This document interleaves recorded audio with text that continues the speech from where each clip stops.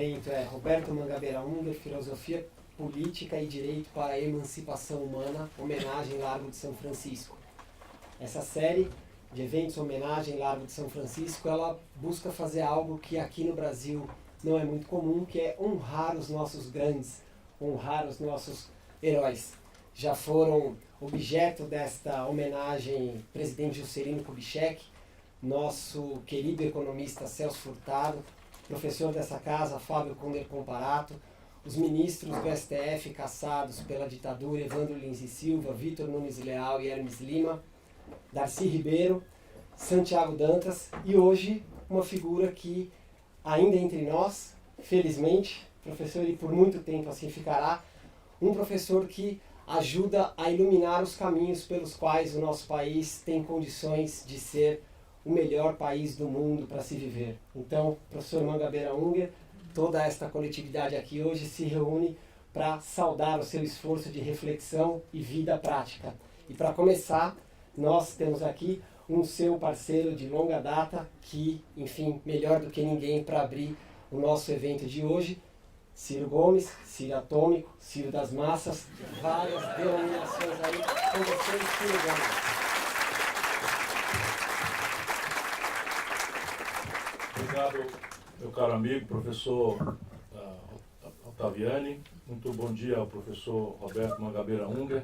Para meu privilégio, entre outros muitos pontos de contato, afeição, admiração e respeito, é meu compadre.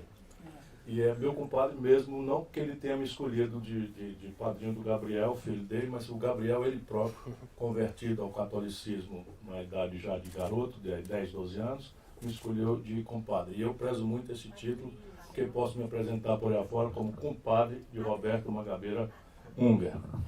O que a gente vai dizer, tanto mais na presença dele próprio aqui presente? Eu acho que, em primeiro lugar, me vem à mente a necessidade de fazer uma homenagem à Universidade de São Paulo.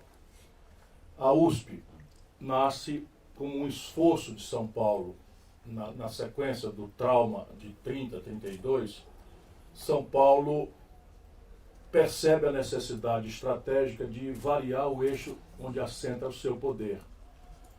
Derrotada a oligarquia, o latifúndio, o baronato do café, a elite de São Paulo, no melhor sentido da palavra elite, compreende visionariamente a necessidade de assentar sua nova fase histórica no conhecimento. Traz daquilo que parecia o ambiente iluminista mais exuberante do planeta Terra, a velha França, um desenho.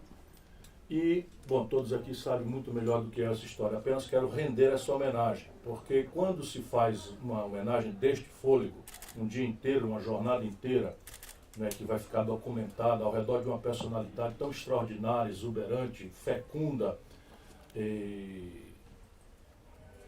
pouco conhecida, como o do professor Roberto Mangabeira Unger entre nós, antes de mais nada, um esforço civilizatório que tem basicamente dois sentidos, como fazem as grandes civilizações.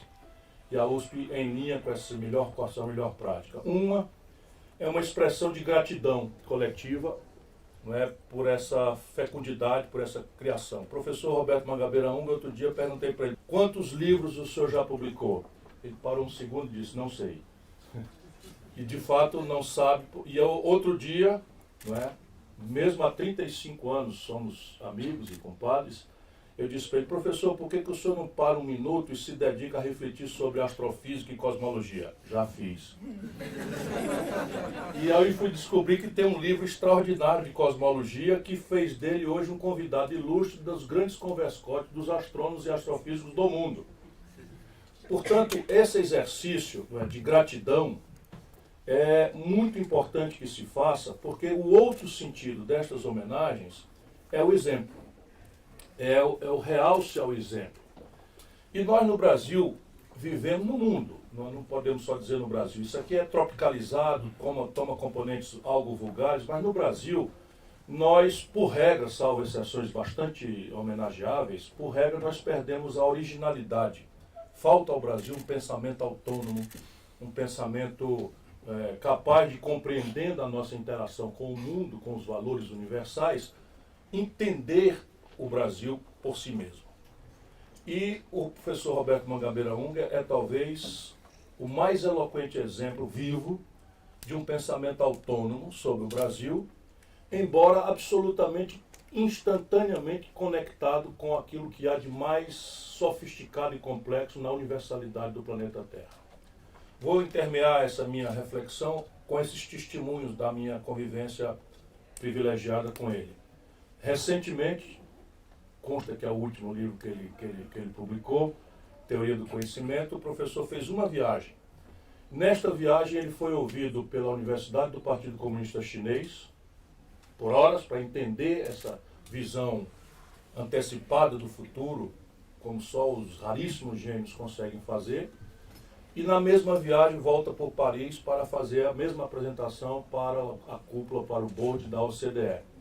Ou seja, o universo inteiro interessou-se imediatamente pela sua última obra, que especula sobre os impactos extraordinários que a inteligência artificial, que os algoritmos cada vez mais capazes, que a robotização sofisticada está fazendo e fará de forma absolutamente dramática, vendo com antecedência aquilo que só os visionários conseguem ver, que é uma mudança do eixo da história humana. Todos os procedimentos repetíveis, está ali muito eloquentemente desenhado e afirmado, serão substituídos por algoritmos e máquinas no universo estratégico de curtíssimo prazo. E isto impõe uma revolução absolutamente extraordinária. Não é mais só aquilo que já foi impactante no século XX, nessa virada do século XXI, os extraordinários ganhos de produtividade e quem os apropria. No momento presente, esses extraordinários ganhos de produtividade estão sendo apropriados pelos donos da inteligência tecnológica e pelos donos das máquinas. Mas é visível que há ali um desafio revolucionário, a nova base para uma compreensão de uma insurgência comunitária global, que é a tentativa de um desenho institucional rebelde ao status quo e a todas as experiências já conhecidas do passado e do presente, para tentar apropriar esses extraordinários ganhos de produtividade para a classe trabalhadora.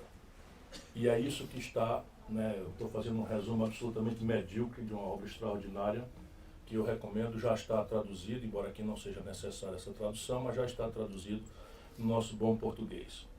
Como é que Roberto Mangabeira Unger chega a esse nível de sofisticação? Eu quero crer que as origens familiares, pessoais, acabam dando um condicionamento ancestral a esse gênio que o Brasil produziu para o mundo. Filho de baianos, compreende a questão do Nordeste, baianos vinculados à modernização do Brasil, uma modernização perplexa, muito influenciada pelo liberalismo vitorioso da Segunda Guerra Mundial, nasce no Rio de Janeiro. Então, filho de baianos, nasce no Rio de Janeiro, passa boa parte da sua adolescência e juventude em Santa Teresa, que é a um só tempo um bairro boêmio e absolutamente entranhado com a favela. Não sei se daí, mas evidentemente é nele original o sólido compromisso com a causa dos mais pobres, com a causa das pessoas mais vulneráveis. E muito precocemente vai aos Estados Unidos e depois de uma formação meteórica torna-se o titular mais jovem da história da Universidade de Harvard, que, como todos sabem, é uma das principais academias do planeta Terra. Membro da Academia Norte-Americana de Ciências, não sei quantos estrangeiros têm essa posição. Tem muitos outros estrangeiros, não creio. Membro da Academia Norte-Americana de Ciências. E a mim, pelo menos, me incomoda muito, e hoje esse prazer é duplicado, por que um homem dessa estatura, dessa complexidade, desta fecundidade, que é uma palavra que sempre me vem à mente quando penso em Roberto Mangabeira Unger, não é popularizado no Brasil? Porque ao lado dessa exuberante vocação extraordinária acadêmica, Roberto Mangabeira Unger é um político. E ele diz que é um político sem charme numa terra de charmosos.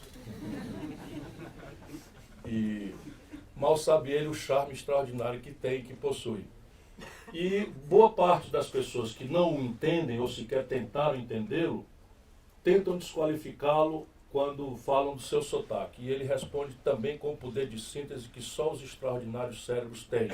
Eu, por exemplo, nunca consigo explicar uma ideia mais elaborada sem um conjunto de frases, ele vai com uma só. De fato, eu falo com sotaque, mas não penso com sotaque. Enquanto boa parte da elite brasileira pensa com sotaque, mais do que com sotaque, com um filtro obnubilante e esquizoide. Bom, a obra de Mangabeira, como disse meu pai certa feita, que era um intelectual também, que Mangabeira era o Spinoza do mundo moderno. Portanto, pode-se perfeitamente ver a obra de Mangabeira como a obra de um filósofo, de um jurisfilósofo, de um homem preocupado em pesquisar a profundidade, as raízes, as complexidades, né, da alma humana, mas rapidamente ele não consegue, por essa dupla vocação de intelectual e político, ele não consegue parar aí sem provocar uma instigante reflexão sobre um desenho institucional que falta à humanidade, não é só ao Brasil, em tempos críticos como aqueles que nós estamos vivendo, e ele então propõe, que é outra audaciosa peculiaridade de Roberto Mangabeira Unger. Por regra, o intelectual, compreendendo a complexidade, as dificuldades, né, das abstrações, da praticabilidade das ideias, para no enunciado de como as coisas deveriam ser. E o professor vai adiante, dá o rosto para bater e propõe como as coisas poderiam ser com explicitude absolutamente original e única. Vale a pena perceber também a forma com que o professor Roberto Mangabeira exercita nas oportunidades da política essa vocação, essa dupla vocação de intelectual e político vocacionado. O professor já foi ministro. Como ministro, dedicou-se a tomar notícia testemunhal, física, daquilo que ele gosta de chamar de Brasil profundo. E acabou virando uma espécie de referência para todo o pensamento regional brasileiro, para toda uma compreensão de desenvolvimento regional. É insuspeito, provavelmente, nesse ambiente, como os políticos do Brasil Central, nome novo que eles atribuíram ao velho nosso Centro-Oeste, como tem Roberto Mangabeira Unger uma pessoa prática, objetiva, que está lhes dando caminhos concretos de desenhar consórcios, políticas públicas em comum, desenhos econômicos audaciosos, pistas de como agregar valor numa base produtiva ainda ancestralmente vinculada na produção de commodities, e essa é uma outra grande obsessão. Mas o professor Roberto Mangabeira Unger também é um homem que aprofundou-se com muita reflexão numa coisa que o em ocorrência na Bolívia hoje nos recomenda. Ele aprofundou-se nas questões da defesa no Brasil, mas é absolutamente induvidoso que isso tem extrapolação conceitual para a nossa sofrida América Latina. O golpe de Estado que nós estamos testemunhando na Bolívia acontece ao modo tosco dos anos 50 e dos anos 60, que eu, pelo menos, imaginava banidos na medida em que a especialização, a sofisticação dos métodos permitiram, a meu juízo, e falo numa casa de direito, não é, que um golpe fosse praticado contra a presidenta Dilma, manipulando a institucionalidade em vigor, sem a necessidade de uma sargentada explícita, nem da violência espúria. Não é? Mas não é assim que está acontecendo na Bolívia. Policiais e militares, traindo o juramento constitucional, avançam fisicamente na casa de cidadãos, queimam casas, queimam residências, torturam jornalistas, prendem pessoas sem culpa formada e ameaçaram, não é, com esse conjunto de práticas de maneira a provocar uma renúncia coletiva, não só do presidente Evo Morales, mas do vice-presidente da República, do presidente do Senado, do presidente da Câmara, estabelecendo um desafiador vácuo de poder na Bolívia. Pois bem, parte disso me parece ser defeito grave do pensamento progressista que, vitimado muito recentemente, muito generalizadamente por aí afora, não é só na América Latina, a velha Grécia já viveu isso também de forma relativamente recente, o Brasil, a esquerda brasileira tem uma dificuldade de compreender e de manejar especialmente temas como o tema da defesa. E aí não entramos na questão da formação dos militares, não entramos na questão do controle civil que tem que ser imperativamente estabelecido por ordem da Constituição Federal sobre o estamento militar, e também, não é sobre isso que falaremos hoje, também sobre este assunto tormentoso, complexo e agora transformado em dramaticamente contemporâneo e urgente, também pelas coisas que estão acontecendo no Brasil, o professor Roberto Mangabeira Unger tem profundidade. É hoje um homem respeitado pelas lideranças verdadeiras das Forças Armadas do Brasil. Mas também a compreensão, não é, da gravíssima, da constrangedora centralidade que tem, nem sempre, quase nunca percebida pelos operadores do Estado brasileiro, pela política que se é corrupta de forma vulgar e nos choca com isso, é muito extensamente mais incompetente e incapaz. E no Brasil, ele também é dele, não serei fiel à expressão, porque ele consegue essas frases prontas, rápidas, mas basicamente ele denuncia, na questão da política externa, ele denuncia a oscilação do Brasil entre uma política de lideranças da UNE ou a política de mascates. É mais ou menos, não é, assim que ele vê, como eu, e no quanto dessa minha percepção é a influência dele, também já perdi no espaço, porque confio, não é, na qualificação sofisticada e instigante para a minha mente, que o privilégio de estar perto dele, de ler suas obras, de ouvir seus testemunhos, de perguntar quando não consigo compreender bem a sofisticação dos seus pensamentos. De fato, o Brasil também tem que dar centralidade a esta percepção, onde se reúne de novo de forma muito eloquente um pensar acadêmico, sofisticado, rebelde, livre, desinterditado de simplificações grosseiras e, ao mesmo tempo, a vocação para interferir, para influenciar, para tentar ajudar esta sofrida e grande nação amada que é o Brasil, neste tema também. A diferença, de fato, entre uma política externa que alinhe o Brasil, não é, por pulsos estritamente ideológicos, na pior acepção que a palavra ideológica possa ter, ou à esquerda ou agora à direita, de fato não consulta os reais estratégicos e complexos interesses, muitas vezes contraditórios, de uma nação como a nossa.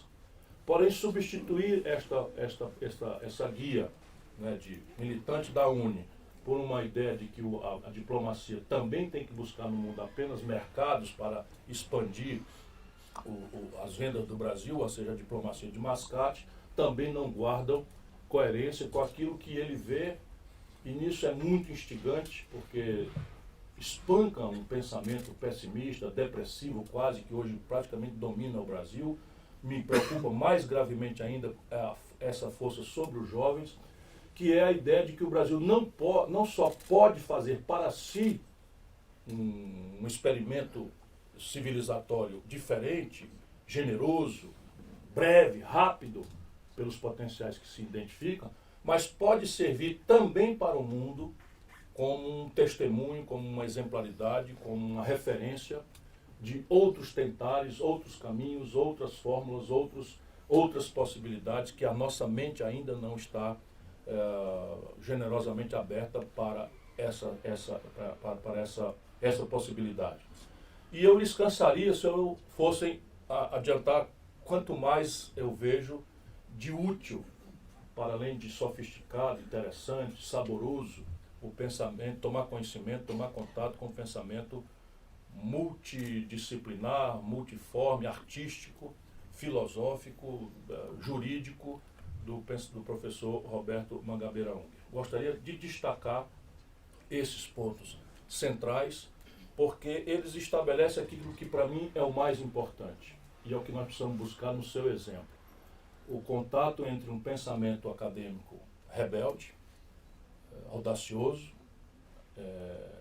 inconformado com as obviedades que nos constrangem. Não é simples, né? Ver como que, por exemplo, o Império Norte-Americano sanciona a informação agora, tirou um pouco minha angústia de ontem para hoje, que era o Evo Morales correndo risco de vida, e agora o México conseguiu, né, deve ter tido aí um bastidor com os norte-americanos, que pelo menos a vida do ex-presidente fosse preservada. Mas a América Latina, nesse momento, está precisando dramaticamente desse conjunto de valores exemplares que o pensamento e a militância do professor Roberto Mangabeira Unger nos dão. Se nós repararmos, é praticamente uma agonia em que o desenho institucional posto, o desenho institucional tradicional, não está dando vencimento, não está conseguindo, não é, absorver e encaminhar as extraordinárias energias negativas que o esmagador pensamento neoliberal impôs à região, e a sua exaustão e a incapacidade de formulações alternativas tem feito. Isso talvez seja, e é com isso que eu quero encaminhar meu raciocínio conclusivo, a mais importante contribuição do professor Roberto Mangabeira Unger. Será que existe uma economia política capaz de aceitar a propriedade privada dos meios de produção, porém sem fazer apenas a concessão à humanização do caminho, desenhar instituições que emancipem a população e que façam com que o povo pobre tenha a oportunidade de ascender a um ideário de igualdade sem a negação das liberdades? Este é o desafio contemporâneo. E ele tomou urgências. Tomou urgências porque a divisão internacional do trabalho, que estabelecia trabalho de baixo valor agregado, de baixa rentabilidade para a periferia do planeta, e trabalho de alta densidade para o centro do planeta, agora transporta essas tensões para dentro do centro dinâmico da economia mundial. É só imaginarmos o choque existencial de convivência entre um garoto pago para ficar deitado numa rede do lado de uma mesa de ping-pong numa sala de trabalho do Google e que, ao descer para comer um sanduíche na hora do almoço, defronta-se com um jovem mexicano, migrante ilegal, que não pode sequer reclamar de ninguém, os abusos que sofre, que tem que trabalhar 12, 14 horas por dia para receber valores que não são suficientes sequer para a sua subsistência minimamente digna. Esse é o ponto. Se na Califórnia, no Vale do Silício, isso está acontecendo, imaginem entre nós, de desenvolvimento retardatário tão extenso e grave. Será que é possível mantermos a democracia em tempos de manipulação cibernética das crenças e da forma de referir o sagrado entre nosso povo? Será que é possível imaginarmos que é possível ter uma democracia representativa? E não é um problema que se sofistica e vulgariza entre nós. É assim, a democracia mais antiga do planeta, tendo em conta a ideia de um parlamento e de uma constituição desenhada como limitadores do poder absoluto, esteve recentemente com o parlamento fechado, a Inglaterra, manipulada uma lei do século XVII. A segunda maior democracia do planeta, que Tocqueville desenha, e foi Mangabeira Unger que me estimulou a mergulhar mais profundamente em Tocqueville, né, na democracia nos Estados Unidos, na democracia na América. Será que é razoável que as coisas estejam acontecendo como estão acontecendo hoje na América do Norte? E se isso é verdade nas duas principais, para não lhes cansar muito mais do que já estou fazendo, quão dramática é a resposta? Será que o México conseguirá, depois de uma eleição relativamente pacífica, recuperar a estratégia de um país que foi dividido ao meio porque aceitou que o seu norte fosse ocupado por um conjunto de maquiladoras norte-americanas e o seu comércio exterior pusesse no mercado americano mais de 80% da sua exportação, enquanto o meio sul do México não tem alternativa de nada? Será que a Venezuela algum dia conseguirá se livrar da síndrome da monocultura do petróleo, em que, subindo o preço do petróleo, a crise se atenua, baixando o preço do petróleo, a crise se agudiza? Ou será que o caudilismo sul-americano pode ainda ser confundido com pensamento progressista ou com esquerda? O caudilismo sul-americano personalista, que preserva um homem como o único salvador de pátrias que podem ter até 210 milhões de habitantes, como é o caso do Brasil. Esses são os desafios contemporâneos, não é? Em que o pensamento de Roberto Mangabeira Unger pode nos iluminar sem concluir. E isto talvez seja o caráter mais instigante, mais fascinante, mais apaixonante do professor Roberto Mangabeira Unger. É a certeza que nós temos de que este cérebro fecundo, criativo e generoso ainda produzirá muito mais respostas para as nossas angústias e sofreres. Muito grato pela sua atenção.